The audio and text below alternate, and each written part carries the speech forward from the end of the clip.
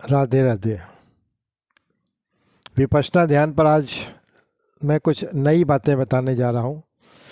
जिन लोगों ने मेरा पिछला वीडियो नहीं देखा है विपश्यना ध्यान पे, मेरा उनसे स्पष्ट अनुरोध है कि कृपया वो मेरा पिछला वीडियो ज़रूर देख लें, क्योंकि अगर वो पिछला वीडियो नहीं देखे होंगे तो उनको समझ में तो आएगा लेकिन बहुत अच्छी तरह समझ में नहीं आएगा। अभी एक हफ्ता पहले, 5-6 दिन पहले ही पढ़ा है वो, और उसमें विपश्यना ध्यान की बेसिक्स मैंने ठीक से समझाए हैं। विपश्यना ध्यान से संबंधित कौन से दांव पेच होते हैं ये मैं आपको अब समझाने वाला हूँ। ये आज का विषय है विभिन्न रोज़मर्रा की बीमारियों पर, जो जिसमें कि लोग अक्सर परेशान रहते हैं और बहुत अपना कष्टमय जीवन बिताते हैं, उनको विपश्यना ध्यान से कैसे ठीक किया जा सकता है। ये मैं इसलिए बता रहा हूँ, कम से कम आप लोगों का विपश्यना ध्यान पर विश्वास जमे।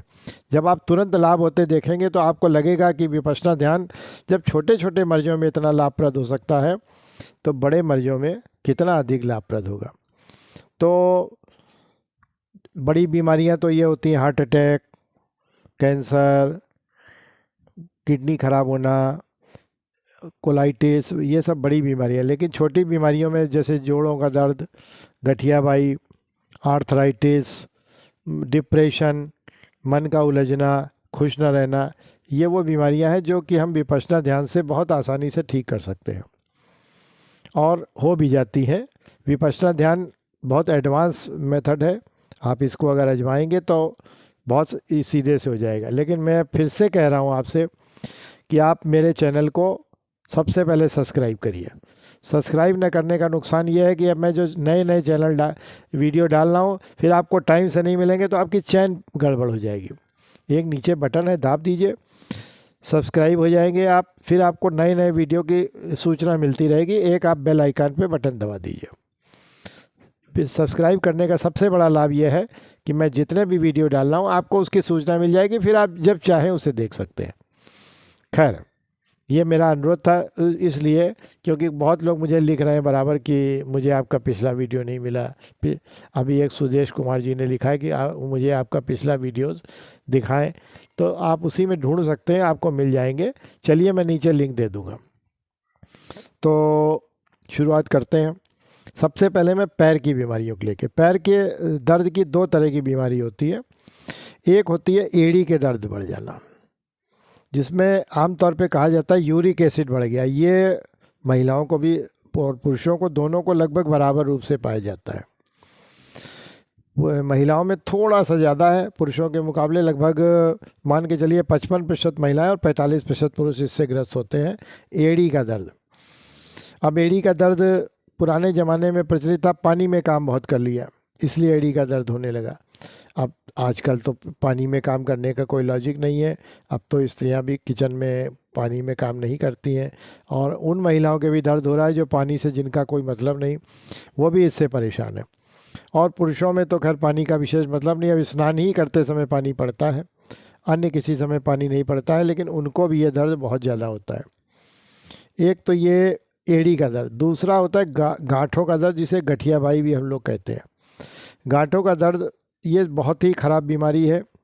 अब तो इसमें ऑपरेशन आमतौर पे डॉक्टर लोग घुटना चेंज करने का बताने लगे हैं, स्टील के घुटने लगने लगे हैं और बहुत कॉमन हो गया। पहले ये बहुत रेयर पाया जाता था, घुटना बदलने की समस्या बहुत ही रेयर पाई जाती थी, अब तो कॉमन। बड़े शहरों में घुटना बदलना ऐसे घटना हो गई है जैसे मतलब जो है आँख में मोतियाबिंद का ऑपरेशन होना।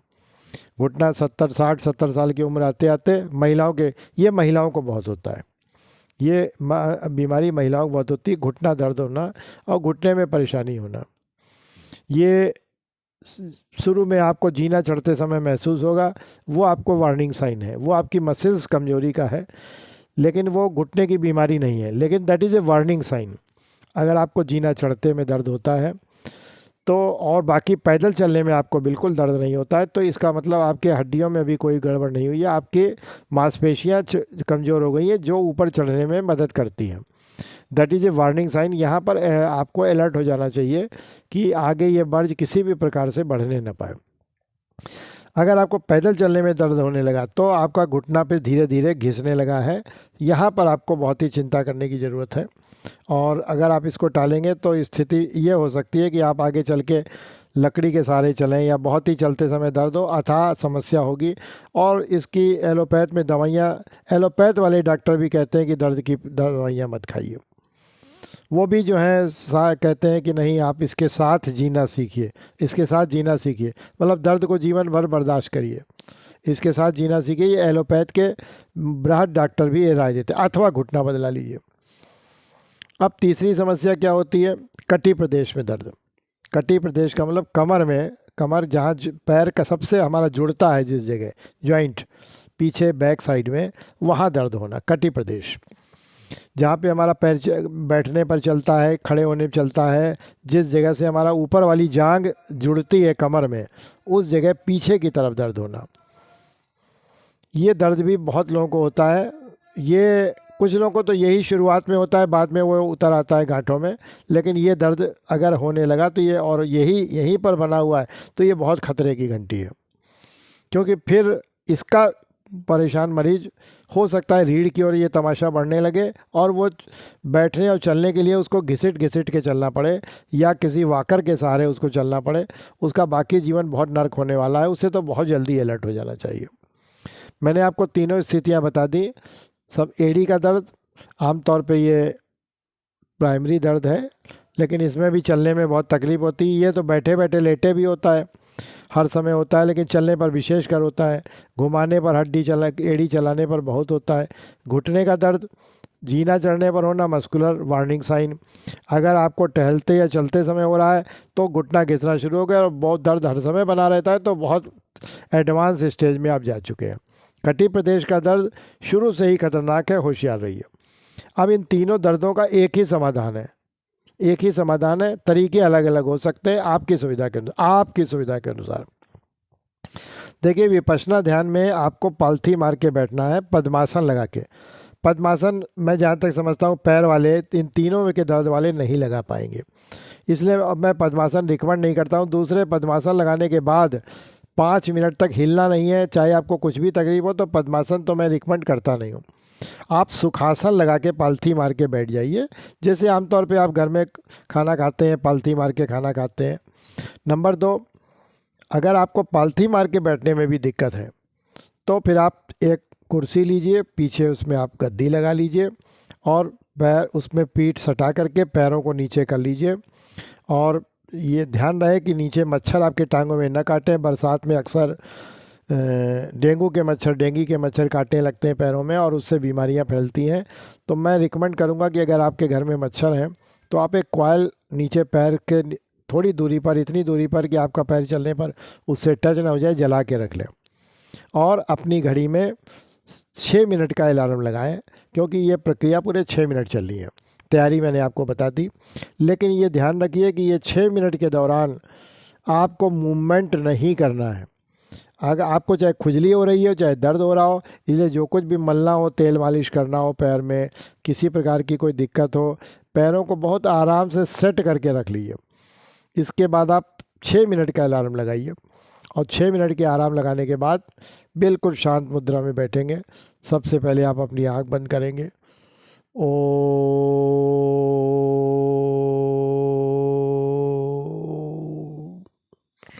ओम का उच्चारण करेंगे। इसके बाद अपने पैर की उंगलियों को चलाएंगे, पैर की उंगलियों को चलाएंगे हल्का हल्का। अंगूठे को पहले चलाएंगे, इसके बाद बाकी उंगलियां चलाएंगे। इसके बाद आप अपने पैरों को बेजान करना शुरू करेंगे। आप मान के चलेंगे कि हमारे पैर बिल्कुल बेजान होते जा रहे हैं, इनमें कोई निर्जीवता आती जा रही है। यहाँ की नर्व्स ने संदेश भेजना बंद कर दिया है। इस तरह से आपने धीरे धीरे एड़ी की ओर बढ़ेंगे। एड़ी को आप बिल्कुल निर्जीव बेजान करते चलेंगे। अब इसको ऊपर की ओर धीरे धीरे बढ़ाएंगे। अब आपके पैर बेजान हो चुके हैं, दोनों पैर की एड़ियाँ। इसमें आपको कोई सुई भी चुभा दे तो आपको महसूस नहीं होगा। ये आपको इतना दृढ़ता से इसको निर्जीव कर देना है। अब ये निर्जीवता आपकी ऊपर बढ़ती जा रही है, ऊपर बढ़ती जा रही है। अब ये घुटनों तक पहुंच गई। अब आपके घुटनों में किसी भी प्रकार की दर्द नहीं रह गया है। अगर हो रहा है तो उसे निकाल दीजिए। मैंने उसे निकाला और बाहर फेंक दिया। कोई दर्द नहीं रह गया और मैंने उसको निर्जीव कर दिया है। अब अगर कुछ महसूस हो रहा है तो ये आपकी चेतना है जो आपको एक्सेप्ट करा रही है। अभी चेतना को हटाने का तरीका मैं बताऊंगा, लेकिन आपको पैरों को, अपने गांठों को निर्जीव कर देना है। इसके बाद आपको और ऊपर बढ़ना है, धीरे धीरे धीरे धीरे कटी प्रदेश तक जाना है। अब कटी प्रदेश में भी आप इस कटी प्रदेश को निर्जीव कर देंगे, एकदम निर्जीव। दर्द हो रहा है, उसे दर्द को उठा के बाहर फेंकिए। जो रह गया है समझिए चेतना एहसास कर रही है। इसके बाद ये बहुत ही मजबूती से काम करना है। इस काम को चाहिए तो दोबारा दोहरा लीजिए शीघ्रता से, लेकिन पैरों में मतलब बिल्कुल निर्जीवता लाना है। इसके बाद अपने हाथों में भी ये प्रक्रिया फटाफट दोहरा लेंगे। इसके बाद आप अपने कटी प्रदेश से सिर की ओर लाएंगे और इसको भी निर्जीव कर लेंगे। लेकिन पैर का विशेष ख्याल रखना है कि पैर बिल्कुल बेजान पड़े हुए हों, बेजान। उसमें किसी भी प्रकार की हरकत जरा सी भी नहीं होनी चाहिए। खुजली हो रही हो, खुजलाएंगे नहीं। अब शांत अवस्था में बैठने के बाद अपनी चेतना को अपने शरीर से बाहर निकाल देंगे। आपकी चेतना आपके शरीर से बाहर निकल गई, दर्द भी लेके चली गई, पूरे शरीर का दर्द लेकर वो चेतना चली गई। अब आप चेतना के साथ हंस रहे हैं, चेतना के साथ अपने शरीर को देख रहे हैं। शरीर में क्या हो रहा है आपको कुछ नहीं मालूम है, शरीर में क्या हो रहा है आपको कुछ नहीं पता है। आप बाहर से देख रहे हैं अपने शरीर को। ये प्रक्रिया 5 मिनट तक चलती रहनी है। आपने एक बार अपने शरीर को बेजान किया और आपकी चेतना, यानी आपका, जिसे दूसरे शब्दों में चेतन मन भी कह सकते हैं, अवचेतन मन, वो निकल के बाहर आ गया और वो आपको देख रहा है। आपकी चेतना आपको बाहर देख रही है। ये आपके जीवित होने का प्रमाण है। जो चेतना होती है वो बाहर खड़ी आपके शरीर को देख रही है। आपका शरीर बिल्कुल बेजान है। अचानक उसके ऊपर चूहा भी अगर चल दे तो आप जान नहीं पाएंगे कि चूहा चल गया है, क्योंकि आपने तो उस शरीर को बिल्कुल निर्जीव छोड़ दिया है और आप बाहर खड़े हुए हैं। आपकी सांसें चल रही हैं। आपका ध्यान सांसों के अंदर आने और सांसों के बाहर जाने पर चल रहा है। सांसों के अंदर आने और सांसों के बाहर जाने पर चल रहा है। सांसों के अंदर आने और सांसों के बाहर जाने पर चल रहा है। पैर को आपने बिल्कुल निर्जीव छोड़ा हुआ है। पैर पे बिल्कुल भी मूवमेंट नहीं होने देना है। पैर में कोई भी चीज़ एहसास नहीं होने देनी है। पैर पे एहसास जाए तो एक बार को चाहे हाथों पे एहसास ले आवें, लेकिन पैर पे एहसास नहीं होने देना है। हाथ में कुछ एहसास हो रहा है तो उसको एक बार को चाहे याद कर सकते हैं, पर पैर को बिल्कुल निर्जीव रख देना है। अब इंतज़ार करिए, जब आपका 5 मिनट पूरा होगा तो आपकी जो नीचे मोबाइल रखा है उसमें अलार्म बजेगा, जो कि आपने 6 मिनट का सेट किया था। जैसे ही उसमें अलार्म बजे, उसके बाद सबसे पहले धीरे से अपनी आँख खोलनी है। आँख खोलनी है। आँख खोलने के बाद धीरे धीरे यहाँ से गतिविधि लाना है, यहाँ गतिविधि लाना है। यह आँखों को अपने ऐसे करके ऐसे मल कर लेना है, ऐसे। इसके बाद आपके हाथों में मूवमेंट आ गया। इसके बाद आप धीरे धीरे पैरों में शक्ति लाना शुरू करेंगे। नीचे को चेतना बढ़ रही है, नीचे की चेतना, और अंत में अंगूठे जब आप हिला लेंगे वो चेतना पूर्णतया पैरों में आ गई। कितने मिनट लगे? 6 मिनट तो वो लगे और 1-1.5 मिनट और लगा। 7 साढ़े 7 मिनट की आपने ये प्रैक्टिस कर ली। रोज़ करना है एक बार। समय प्रातःकाल अथवा रात्रि में सोने से पहले। 2 समय आपके आसपास के ट्रैफिक, शोर शराबे और विचारों का ट्रैफिक बहुत हल्का होता है, तो वो आपको परेशान नहीं करेगा। आने समय आप दोपहर में करेंगे इसको तो आसपास का ट्रैफिक बहुत चल रहा होता है, विचार, बहुत सारे लोग जग रहे होते हैं, उनके विचार शून्य में घूम रहे होते हैं, वो आपको भी परेशान करेंगे। और जब आप सुबह करेंगे अथवा रात में करेंगे तो चारों ओर के बाहर का ट्रैफिक आपका शांत होता है, तो आपका मन भी शांत उतनी ही आसानी से होता है। ये प्रक्रिया करने से केवल 25 दिन में आपका पैर का दर्द 25% समाप्त हो जाएगा, और अगले 2 महीनों में 50%, 3 महीने में 90% और 4 महीने में समाप्त। कल से करके देखिए। मैं फिर कहता हूँ कि मेरा इसको सब्सक्राइब करिए, मेरे चैनल को सब्सक्राइब करिए। अभी मैं बहुत अच्छी अच्छी बातें बताने वाला हूँ। इससे संबंधित कुछ और शॉर्टकट बताने वाला हूँ, इसको दूर करने वाला। बेल का आइकन दबा दीजिए। फिर आपसे अगली बार मिलेंगे। राधे राधे।